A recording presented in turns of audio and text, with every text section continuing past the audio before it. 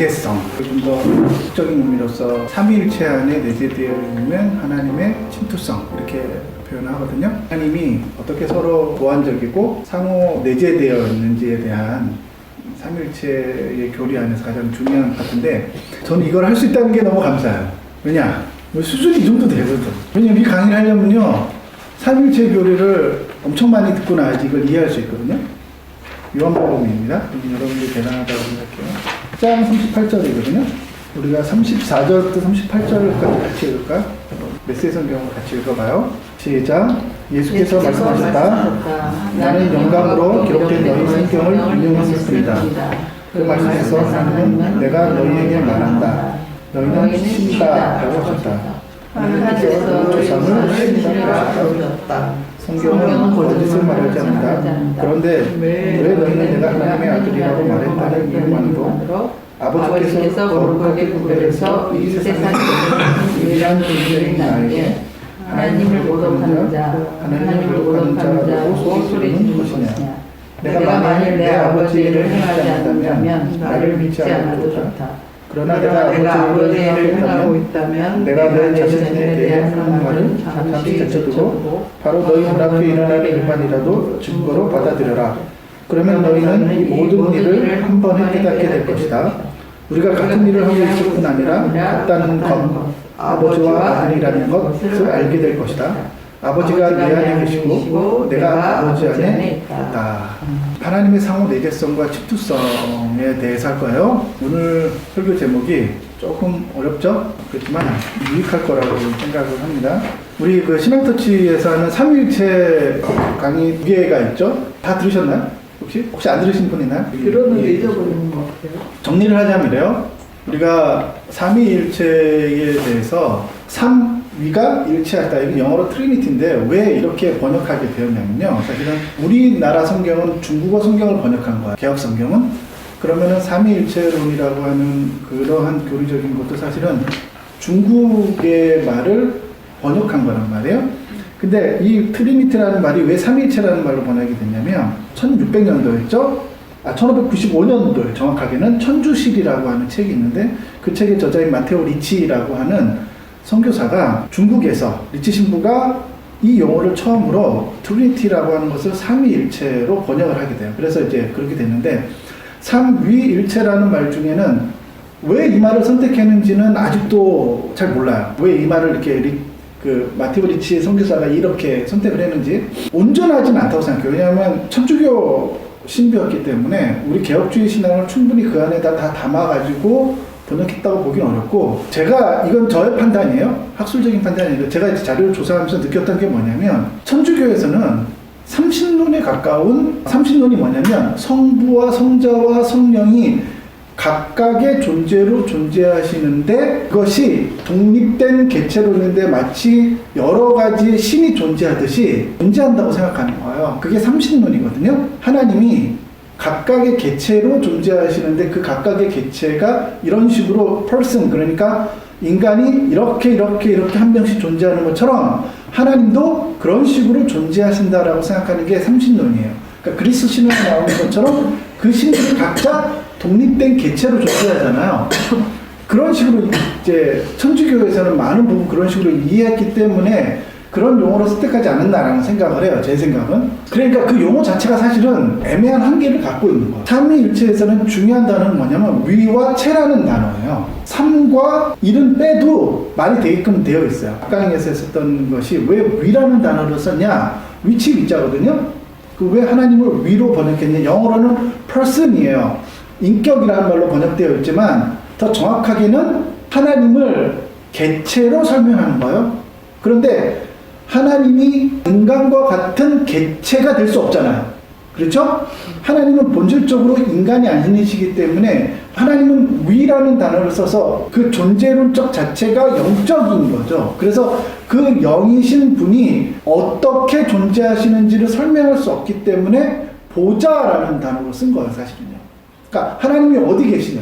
하늘에 보좌가 있다 이렇게 얘기하잖아요. 그 보좌가 어디 있어요? 모른다고요. 그냥 그런 상징적인 의미로 썼기 때문에 하나님은 영으로 존재하신다. 그래서 인간과 본질적으로 다르다라고 하는 의미에서 위라는 단어를 써요.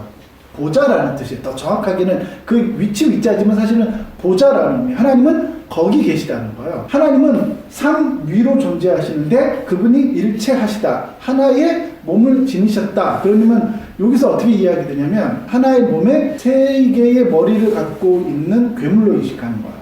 이게 삼신론이에요. 일종의. 그러니까 일체하다는 것은 하나님이 한 분이시다. 하나의 몸이시다.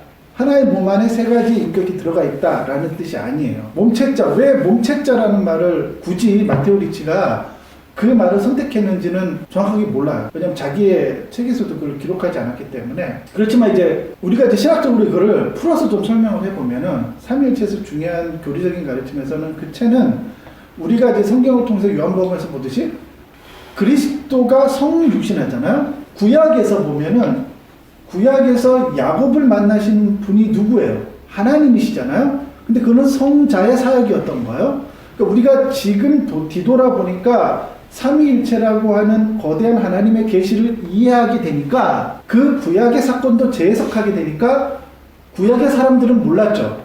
그것이 하나님이신 줄 몰랐죠. 그러니까 주의 천사라고 말하고 이렇게 써놨지만 실제로는 그것이 성자의 사역인 거예요.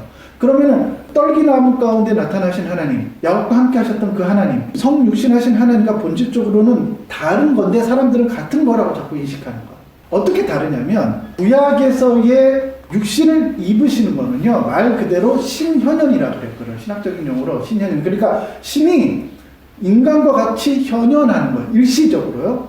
그러니까 인간의 육체를 입는 거죠. 근데 성육신은 인간의 육체를 입는 게 아니에요. 성육신은 뭐냐면 본질적으로 다른 거예요. 그거는 인간의 몸에서 태어나는 거예요. 창조가 이루어지는 거예요. 그게 성육신과 신현현의 다른 점이에요. 예를 들면은 야곱을 만났을 때의 그 예수님과, 그러니까 성자 하나님이죠. 그 성자 하나님과 성육신하신 성자 하나님은 본질적으로 다르다는 거예요.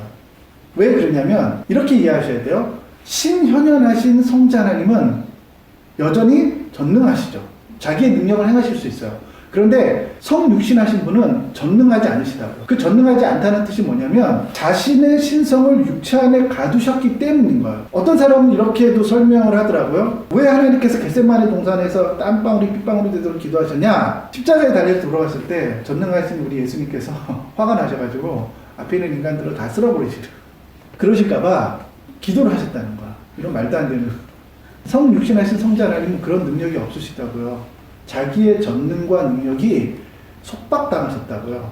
없다고요. 없다는 뜻이에요. 그런 능력이 속박을 당했기 때문에 신성이 육체 안에 가두어진 거예요. 그럼 왜 그분이 신성을 지니고 있다라고 말하냐면 그 신성은 죄 없음을 의미하는 거예요. 우리가 말하는 그 죄는 뭐죠? 하나의 독립된 개체로서의 인격으로서의 그 경향성이 없는 거를 말하는 거예요. 그러니까 죄 없으신 그분이 죄 있는 자의 모습으로 오신 것이라고 히브리서는 설명을 하는 거예요. 그래 그분의 신성이라고 하신 것은 거룩의 본체이신 하나님, 그 거룩, 죄가 없는 상태를 의미하는 신성이 육체 안에 있었다는 거예요. 그거를 의미하는 거예요, 신성은. 그러면 예수님께서 어떻게 능력을 행하시냐? 성령을 덧입어서 성령의 사역이신 거죠. 그러니까 예수님께서는 사역을 시작하실 때 성령 충만을 받으시잖아요. 그 성령 충만을 통해서 사역을 시작하세요. 그때부터 능력을 행하신단 말이에요. 그 정확하게 말하면 그건 누구의 사역이에요? 성자 하나님의 사역이 아니라 성령 하나님의 사역인 거야. 우리도 성령 충만을 받으면 그와 똑같은 일을 할 수도 있고 예수님께서 말씀하셨죠. 너희가 성령 충만을 받으면 나보다 더 위대한 일을 할 수 있을 거라고. 그리고 실제로 제자들과 사도들이 그렇게 사역을 했단 말이에요. 그 일체하다고 말할 때 채자는요. 채자는 몸채자를 굳이 쓴 이유가 성육신하신 그리스도를 의미하는 거예요. 세례 요한에게 세례를 받으실 때 성부와 성령과 성자가 그 순간에 하나가 되었잖아요. 물리적인 공간 안에서. 이런 거예요.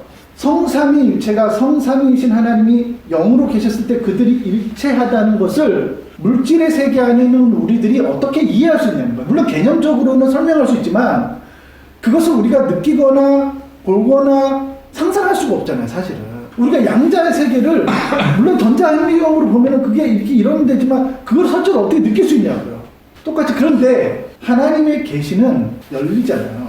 우리가 계시라고 말하는 것은 성경, 그러니까 미래를 예언하거나 미래에 어떨 되어질 일들을 말하는 게 계시가 아니라 성경이 말하는 계시라고 하는 건 하나님을 아는 지식을 말하는 거예요. 그러니까 하나님이 자기 자신, 삼위로 존재하시다고 하는 것을 역사 안에서 조금씩 알려주셔서 결국은 세례 요한에게 세례를 받은 그 사건을 통해서 현실, 그 물질의 세계 안에서 우리들에게 가시적으로 그것을 보여주신 거란 말이에요. 성경은 하나님의 본질과 하나님의 속성에 있어서는 계시는 종결되었지만 그 하나님을 아는 지식이 오늘날에도 여전히 발전되어 있고 더 적용하고 더 이 사회 안에서 확장되고 있는 거야, 우리는.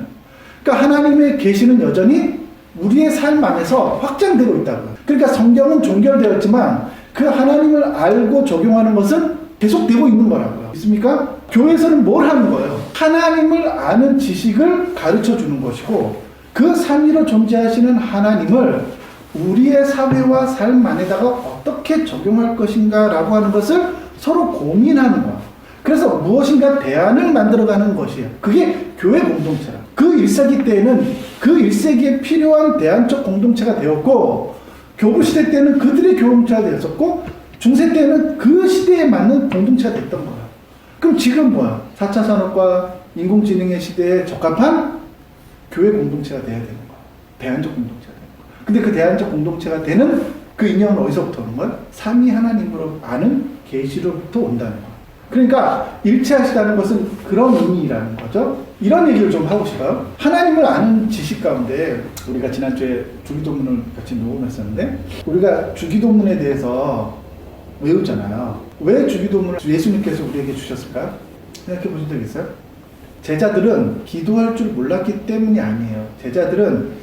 그 당시에 제자들은 자신들의 기도문을 이미 갖고 있었고 유대인들은 하루에 3가지의 기도문이 있었어요. 의무적으로 해야 되는 기도문이 있었어요. 아침, 점심, 저녁으로 규칙적으로 기도를 했단 말이에요. 경건한 유대인들은. 그런데 자신들이 기도문을 가지고 있었고 그걸 암송하고 있었음에도 불구하고 왜 제자들은 예수님한테 우리에게 기도를 가르쳐 주십시오 라고 물었을까요? 왜 기도를 가르쳐 달라고 그랬을까요? 기도할 줄 몰라서 그런 건가? 그러니까 우리는 주기도문을 생각할 때 우리가 기도 형식을 모르고 우리가 잘 기도를 할 줄 모르니까 친절하신 예수님, 우리 예수님 너무 친절하셔. 내가 기도할 줄 모르는 걸 다 하셨어. 그래서 우리가 이런 형식을 가지고 기도를 하라고 주기도문을 주셨다고 생각하는 거야. 그래서 그 형식에 맞춰서 기도를 하려고 그래요. 그러니까 전혀 그거는 1세기의 백그라운드에 대한 지식이 없기 때문에 그런 거예요. 1세기 때에는 3가지의 기도문이 있었어요. 매일 외워야 되는, 유대인들이 외워야 되는 3가지 기도문이 무엇이었냐면 그 카데시라고 하는 기도문이 있었고요. 바리새인들이 주로 하는 기도문이었어요. 그 다음에 세모네 에스겔이라고 하는 18번 축복 기도가 18가지의 그 축복 기도문이 있었어요. 그거를 매일 암송했었어요. 카데시 기도문 같은 경우는 하루에 3번씩 성인 남녀들은 12살 이상 된 성인 남성들은 매일 3번씩 암송했어요. 그 다음에 쉐마라고 하는 기도문도 있었어요. 그러니까 이미 그들은 기도문을 갖고 있었단 말이에요. 근데 왜 주기도문이라는 것을 제자들이 우리에게 기도를 알려주십시오 라고 말했냐면 1세기 때 예수님과 동시대 때 사람들이 바리새인 운동, 쿰난 공동체, 에세파 경건 운동, 세례 요한의 회개 운동 이런 것처럼 그 당시에는 신앙 운동이 일어나면 공동체들과 그런 따르는 무리들이 자신들의 비전과 이념을 만들어요. 오늘날 같으면 예수전도단의 DNA, 예수전도단의 공동체가 만들어지면은 그 비전을 어떻게 해요? 어떻게 나누죠? 소책자로 만들어서 서로가 이렇게 나눠줘서 우리가 하고자 하는 비전과 어떤 브로셔를 만들거나 팜플렛을 만들어요. 근데 그 당시에는 그런 게 없잖아요. 그러니까 어떤 식으로 했었냐면 신앙 공동체 운동을 하는 사람들이 주로 기도문 형식으로 자신들의 이념과 신앙 운동의 비전, 그 다음 자신들이 추구하는 것이 무엇인지를 만들어서 그것을 따르는 무리들한테 알려주는 거야. 이 사람들의 유대인의 신앙 운동이라는 것은 교리적으로는 한 하나님을 믿는 그 종교 안에서 나오는 여러 가지 신앙 분파들이란 말이에요. 그러니까 그러한 의미에서의 제자들이 우리에게 기도를 알려주십시오 이렇게 말했던 거예요. 그리고 거기에 대한 답변으로서 예수님은 자신이 추구하는 이념, 예수님을 따르는 무리들이 예수님의 비전과 예수님의 생각과 자신이 갖고 있었던 비전인 거예요. 그거를 기도문의 형식으로 함께 낭독하고 함께 이념을 공유하도록 하는 형식을 취했던 거예요. 그게 주기도문이에요. 그러니까 주기도문을 이해하면은 예수님의 뜻, 예수님이 추구하고자 했던 방향성, 그분의 성취, 그분이 하고자 했었던 것이 무엇인지를 주기도문 안에 담아놓은 거란 말이에요. 그러니까 예수님의 뜻을 알고 싶어요. 그게 뭐예요? 주기도문입니다.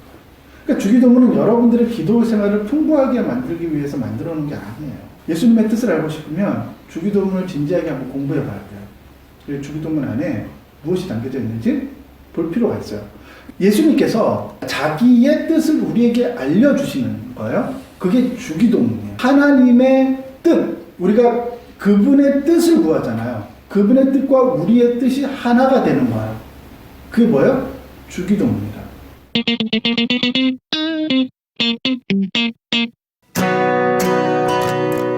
신앙처치를 후원하실 수 있습니다.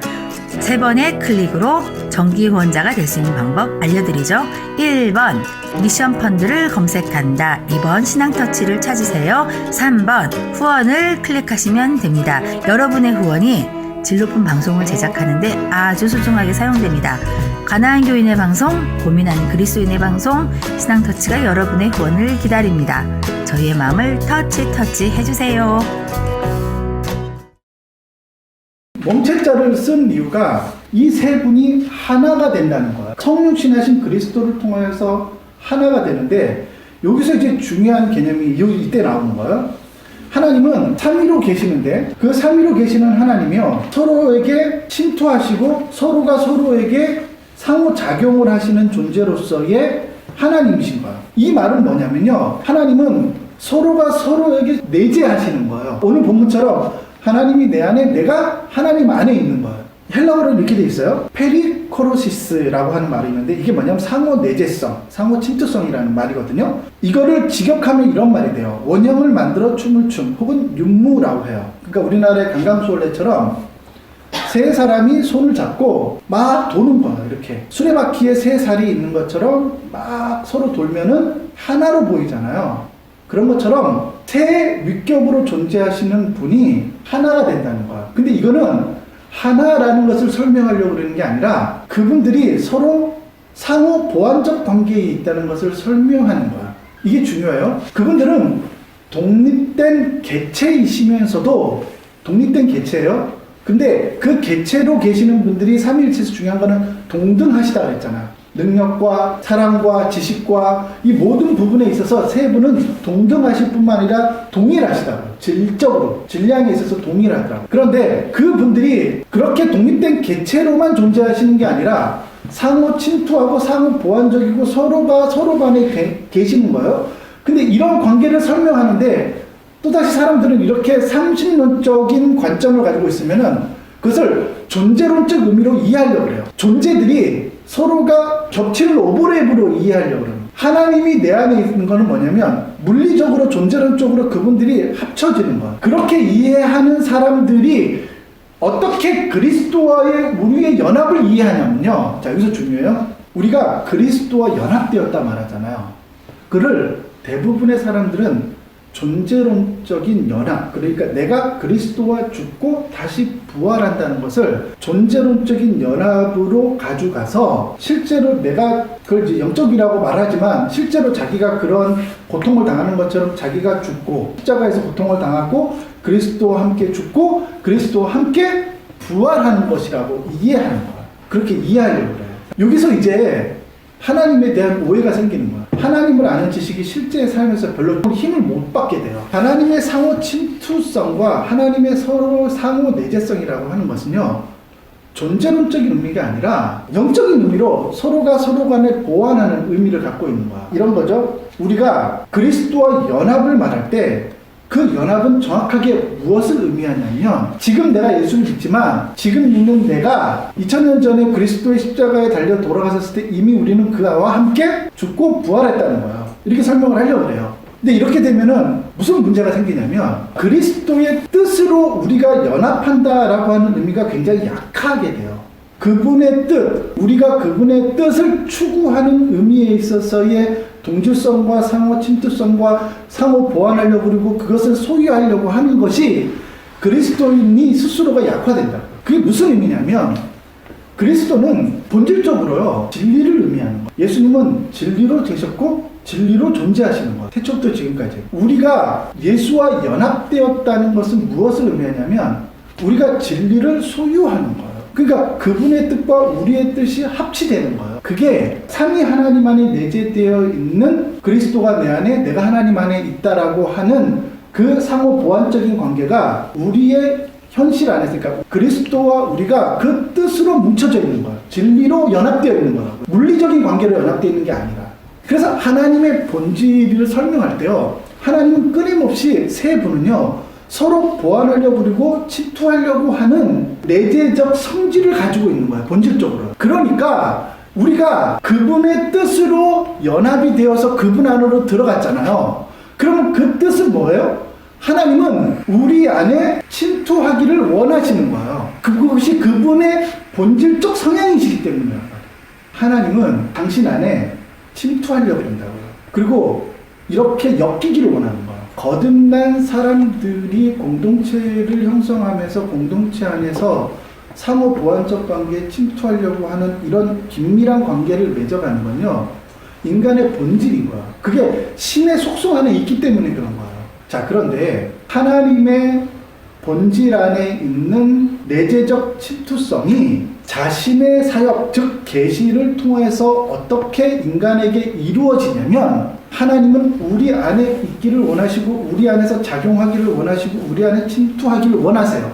그게 새 위격이신 하나님이 그렇게 존재하시기 때문이에요. 그 하나님을 우리 안에 어떻게 그 성품을 보여주시냐면 그것이 성령이신 거예요. 그러니까 성령은 하나님의 상호 침투성을 보여주시는 본질인 거예요. 이제 질문 이렇게 하셔야 돼요. 왜 하나님은 굳이 우리 안에서 자신의 성품을 끄집어내시고 자신과 연합하시려고 그러는단 말이에요.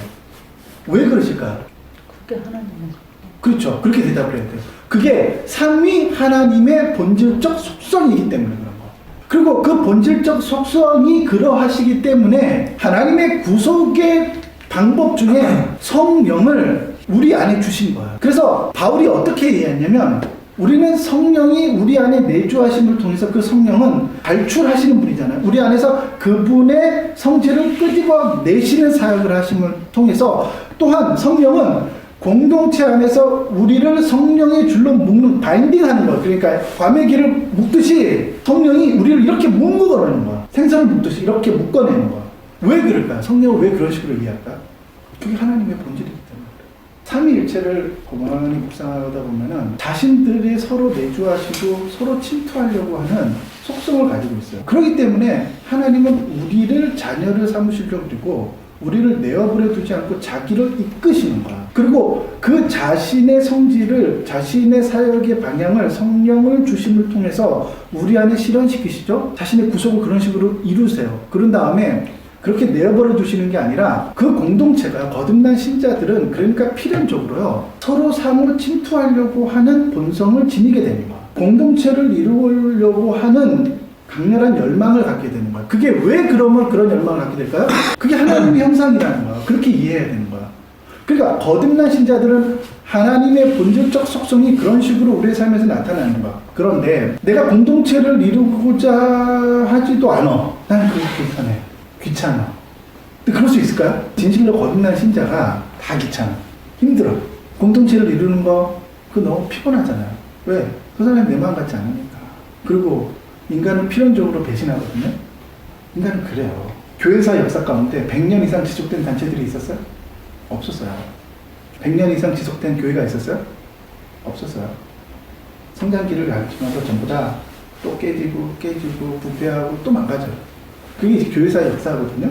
어차피 쪼개질 공동체, 어차피 망가질 공동체 뭐하러 가나, 그렇게 생각하시는 거예요? 물론 결과는 그렇게 될 거예요. 그럼에도 불구하고 우리 안에서 변화된 우리 자신이 그거를 그냥 추구하는 거야. 마치 내가 햄버거를 좋아하듯이 그냥 그런 경향을 지니게 되는 거예요. 그 삼위 하나님 안에 우리가 들어가잖아요. 거듭난다는 것이 그런 뜻이에요. 그 삼위 하나님이 세 분이 손을 잡고 막 도시는데, 야, 너도 들어와. 그래서 같이 손을 잡고 같이 도는 거예요. 그냥 하나가 된다고요. 근데 하나가 된다는 것이 단순히 바인딩, 그냥 하나로 존재한다는 뜻이 아니라 상호 보완적 관계와 상호 침투적 관계 안에서의 참 위로 존재한다는 거예요. 그냥 그렇게 객체로 그냥 아무렇지도 않게 존재한다는 뜻이 아니라 그게 일치하다는 뜻이에요. 이걸 좀 이해했으면은 우리가 적용을 해봐요. 공동체를 추구해가면서 누군가에게 여러분들이 저 사람 안에 침투하려고 그러고 저 사람과 관계를 맺으려고 그러고 책임을 지려고 하는 그런 마음을 가져본 적이 있어요? 제가 말하고 싶은 것이 그 부분이에요. 하나님을 아는 지식이라는 것은 그냥 아는 지식으로만 존재하는 게 아니라 우리는 그렇게 우리의 삶을 만들어가는 방향을 제시하는 거야. 우리가 그렇게 살면 좀 더 거룩하고 그런 의미가 아니라니까. 더 거룩해지는 측면이 아니라 그 하나님을 아는 지식은 우리의 삶을 그 방향으로 이끌어가는 거야. 그냥. 그래서 점점 그 사람은 그리스도처럼 성숙해지는 거야. 성숙으로 가는 거거든요. 그러니까 물에 빠져 있는 이 사람을 건져낸 다음에 보따리도 찾아주고 직업도 찾아주고 결혼도 시켜주고 해야 된다고요. 그 모든 일들이 이 사람이 물에 빠졌을 때 이 사람을 건져낼까 말까를 결정할 때 이미 결정 난 거라니까. 우리는 이렇게 생각해요. 이 사람을 물에 건져내면 내 할 일을 다 했다고 생각합니다. 관계는 그런 게 아니에요. 그런 관계가 일생의 목표를 이루는 수단이 되는 사람들은, 실용주의적 관점을 갖고 있는 사람들은 그것을 건져낸 다음에 이제 네가 나를 위해서 뭔가를 해야지 라고 생각하는 거. 근데 이거는 진리가 아니에요. 하나님을 아는 사람들은 하나님이 언제 그렇게 하셨어요? 하나님은 건져내고 그럼 네가 알아서 살아. 그런 게 아니잖아요. 진리도 주시고 말씀도 주시고 공동체도 주시고 사도도 주시고 선지자도 보내주시고 깨닫게 해주시고 또 나중에는 성령의 내주, 하나님이 그와 함께 하시는 거예요. 하다 안 되니까. 제사의 방법도 주시고 이것도 해주고 다 했는데 안 돼. 그러니까 하나님이 그 안에 그냥 내주하시는 거예요. 그걸 통해서 우리 안에 자신을 이끌어내시고 하나님과 우리를 하나로 묶으려고 하는 거예요. 끊임없이. 우리가 그 사람에게 관심을 갖는 거는요, 하나 되는 과정인 거예요. 그게 신자의 본성에 있는 하나님을 아는 지식이라니까. 믿습니까? 아멘 했어요? 네.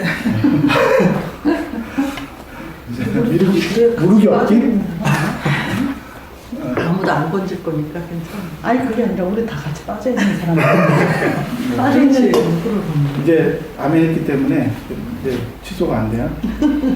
공동체에서 책임지는 것도 내 자식도 책임 못 지고 내 한몸도 책임 못 지는데 공동체 누굴 책임지냐고. 그러니까 그런 입장에서 볼 때 네.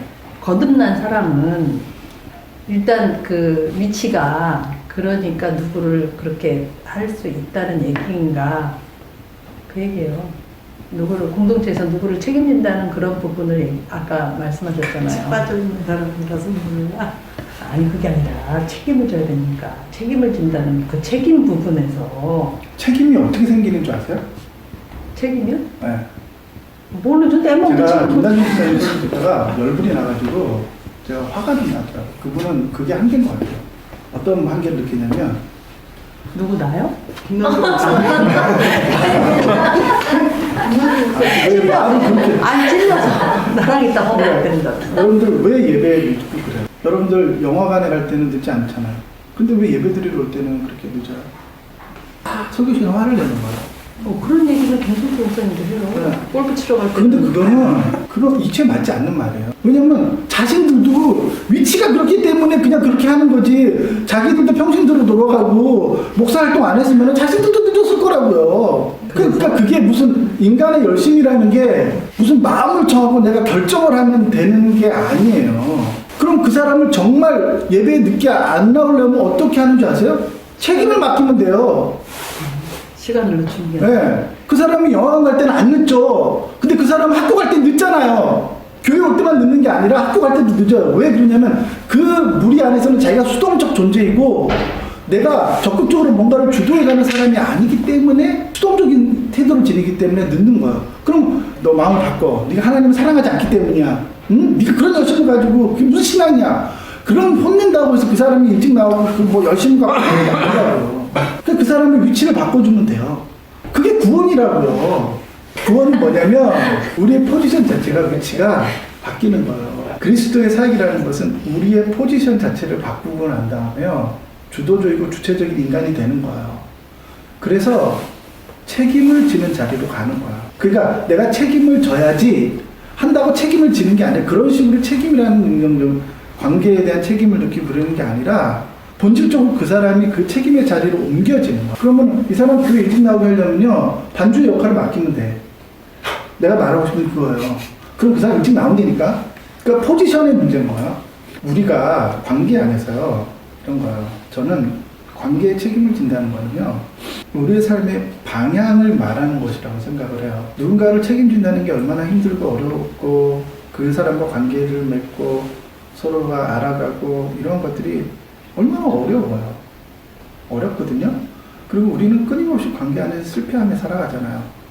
그게 인생이 그래요. 그런데 문제는 예수님께서는 우리의 포지션을 자신의 사역을 통해서 포지션을 바꿔놓은 거예요. 그냥 노예의 위치에서 주인의 자리, 아들의 자리로 우리의 자리를 그냥 옮겨놓은 거라고요. 옮겨놨기 때문에 그 옮겨놓음을 통해서 우리의 인생의 방향이 바뀐 거예요. 방향이 바뀌었기 때문에 완벽하다는 뜻이 아니라 그 방향이 설정되었기 때문에 그 방향을 통해서 우리의 방향이 수정된 거라고요. 나를 추구하던 삶에서 이게 방향이 바뀌어가지고 이쪽으로 가는 거예요.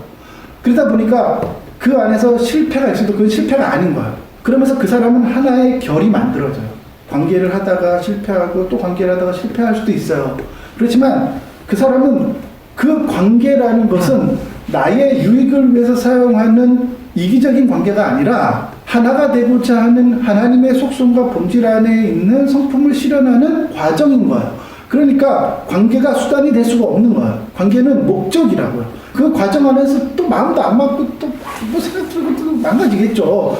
그렇지만 그 과정을 겪으면서 하나의 나이테와 같이 결이 만들어지고 또 시간이 지나면 또 하나의 나이테가 만들어져서 그래서 나이테에 보면은 한쪽 방향으로 결이 만들어지잖아요. 인생이 지나면. 그게 그 결을 우리에게 보여주시는 거예요. 그쪽 방향으로 가야 된다. 그러니까 방향은 이미 정해져 있다니까. 그게 예수의 삶이고 예수의 길인 거야. 예수의 길이라는 게 어떤 FM대로 딱 공식이 정해져 있는 게 아니라 예수가 가신 그 방향을 쫓아서 가는 거야. 얼추 맞춰서 가는 거라고.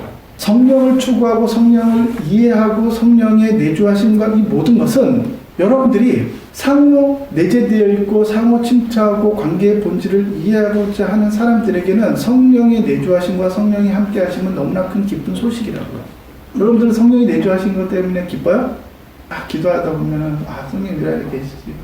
잊고 살았지만 오늘 또 예배에 나와서 기도하다 보니까 그렇지. 성령이 나와 함께 계시지. 여전히 나를 비집고 들어와서 무엇인가 이렇게 막아놓지만 틈을 이용해서 비집고 들어오셔서 나의 안에 어떤 작용을 일으키시려고 하는 그게 하나님의 속성이라고요. 본질이 그렇다고요. 하나님은 그런 식으로 작용하시고 성령이 우리 안에서 우리 자신을 그런 식으로 만들어가시는 거야. 그러니까 그 성령이 우리 안에 계시는 것이 그래서 예배 드리면서 또 깨달아 그렇지. 하나님 나랑 함께 계시지. 그게 기쁘냐고요. 그걸 묻는 거예요. 성령이 도대체 우리에게는 왜 필요하고 성령이 왜 우리와 함께 하시고 왜 하나님은 성부 하나님은 이런 식으로 자신의 구원의 방식들을 계획해 놓으셨냐는 거예요. 그 모든 것이 하나님의 본질적 속성을 이해하는 것에서부터 시작을 해야 된다는 거예요. 왜? 하나님은 자신의 본질이 그러하기 때문에 그 방법을 선택하시는 거예요. 그러니까 그 방향이 그런 식으로 설정이 되는 거라는 거예요. 여러분들을 사랑하시고 여러분들의 유익이 되도록 하시는 게 아니라 그냥 그 본질이 그러하기 때문에 그러하시다는 거예요. 그러니까 우리는 우리 입장에서 할 수 있는 건 뭐냐면 그 방향으로 그냥 올라타는 거예요. 그래서 그 방향으로 같이 가는 거예요. 우리의 삶이라고 하는 것은요. 공동체를 이루고 또 실패하고 또 공동체를 이루고 실패하고 이 무한 반복 가운데 살아가는 거예요. 근데 이 실패하기 때문에 이러한 삶이 피곤하고 이거 그렇게 살 필요 없어라고 생각하는 거는 안 된다는 거예요. 그냥 그 방향이 그렇게 설정되어 있기 때문에 그 방향으로 가야 되는 거예요. 그게 그냥 우리 삶의 순리예요. 그게 본질이라고. 그 사람하고 친해지려고 그러고 동질성이 갖추려고 그러고 같은 방향을 추구하려고 그러고 같이 무언가를 하려고 그러는 거예요. 그게 서로가 침투하는 거예요. 그게 신의 속성이 그러하기 때문에 우리의 삶이 그렇다는 거예요. 아멘? 그게 없으면 고독하고 외로워요. 하나님이 없다는 거는 그런 거예요. 하나님이 없다는 거는 하나님을 모른다 그런 말 뜻에는 그 사람이 관계하는 방법이 자신의 유익을 위해서 도구로 사용하는 그 사람이 곧 하나님을 모르는 사람이라는 거예요. 그게 외롭고 고독의 길이라는 거예요. 그 사람과 우리의 방향성이 그렇게 다른 거예요. 내가 지금 기다렸으나 그리스도와 하나 된 모든 사람들에게 하나님의 영을 우리에게 부어주셔서 그 삼위이신 하나님의 그 본질적 속성들을 우리 안에서 이루어 가시는 그 하나님의 길을 잘 이해할 수 있도록 도와주시옵소서. 하나님께서 우리에게 그리스도와 연합을 이해하게 하시고 그리스도를 사랑하는 자들에게 그리스도와 하나 되고자 하는 자들에게 간절히 하나님과 하나 되고자 하는 자들에게 성령을 주셔서 그 하나됨의 기쁨을 우리 안에 여전히 유지하도록 도우시며 그 하나님의 사역을 기억하고 우리가 하나님이 서로 상호 보완이시고 함께 하시고자 하는 그 관계의 속성들을 우리의 삶에서 공동체에서 이어져가고 실현하는 하나님의 경건한 백성들 될 수 있도록 도와주시옵소서. 그래서 우리를 부르시고 이끄시는 하나님의 그 부르심에 순종하고 우리를 부르신 그 그리스도의 뜻이 무엇인지 우리가 깊이 생각하며 그리스도께서 우리 안에 이루고자 하시는 하나님의 뜻 그래서 우리의 삶에서 끄집어내시고자 하시는 그 하나님의 뜻을 깊이 생각하면서 성령을 의지하며 살아가는 사람들 될 수 있도록 도와주시옵소서. 우리가 하나님을 기뻐할 수 없을 때에 하나님을 느낄 수 없을 때에 여전히 성령께서 우리 안에서 우리를 도우시고 우리를 일깨우시고 우리를 위로하시고 그래서 우리를 가르치셔서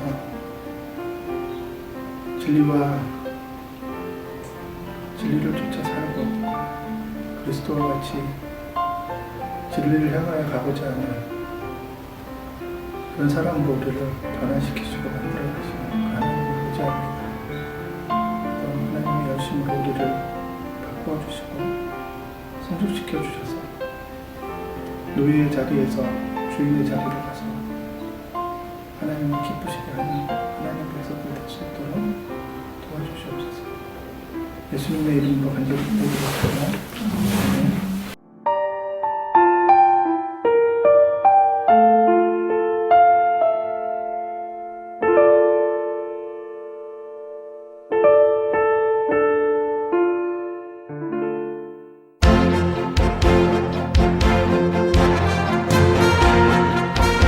조나단과 써니가 인도 선교 20주년을 맞아 정기 후원자를 찾고 있습니다.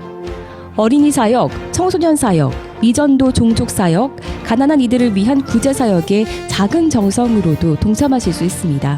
후원 방법은 국민은행 37321-0080-994, 국민은행 37321-0080-994 이희선 선교사입니다. 미션펀드 어플을 다운받아 인도 구자라 선교를 검색하시면 정기 후원자가 되실 수도 있습니다. 페이스북에서 이희선 선교사와 친구도 맺어주세요. 생생한 현지 소식도 알려드릴게요. 여러분의 많은 참여를 기다립니다.